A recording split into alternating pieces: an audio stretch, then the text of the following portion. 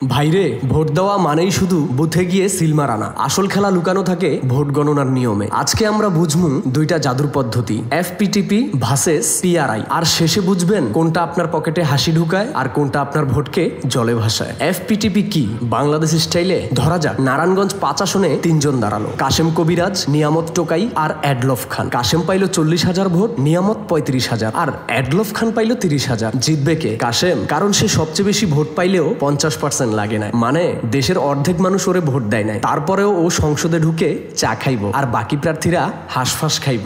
এটাই FPTP, first past the post. যে প্রথমে লাইনের মাথায় যায় সেই বিজয়ী। পিআর কি? Proportional representation. এবার আসি পিআর বা আনুপাতিক প্রতিনিধিত্বে। এখানে খেলা উল্টো। ধরা যাক 100 সিটের সংসদ আছে, ভোট পড়লো কাশেম পার্টি 40%, নিয়ামত পার্টি 35%, এডলফ পার্টি 25%। পিআরে ভাগ হবে এমন ভাবে, কাশেম পার্টি পাবে 40 সিট, নিয়ামত পার্টি পাবে 35 সিট, এডলফ খান পার্টি পাবে 25 সিট। মানে যত ভোট তত আসন। এখানে কেউ অবহেলিত না, এক ভোটও জলে ভাসে না। এফপিটিপি, যেই আগে ফিনিশিং লাইনে ঢুকে সেই নায়ক। পিআর, যতজন তোমারে পছন্দ করলো ততটুকু ভাগ নাও, কেউ না কাঁদো। কোন দেশে কি চলে? বাংলাদেশ, ভারত, যুক্তরাজ্য এফপিটিপি, নেদারল্যান্ডস, ইসরায়েল পুরোপুরি পিআর, জার্মানি, নিউজিল্যান্ড মিশ্র। FPTP plus PR. সুবিধা অসুবিধা। এফপিটিপি এর সুবিধা সহজ, দ্রুত ফলাফল, স্থিতিশীল সরকার হয়। অসুবিধা, অনেক ভোট অপচয় হয়, ছোট দলগুলো ধরা খায়।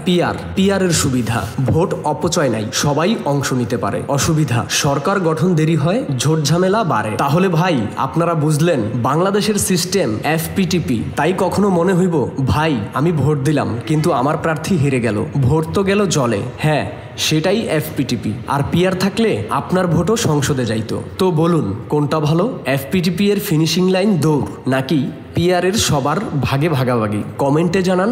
আর ভিডিওটি ভালো লাগলে লাইক দেন, শেয়ার দেন, না দিলে আমারে ভোট না দিয়েও সংসদে পাঠাই দেন।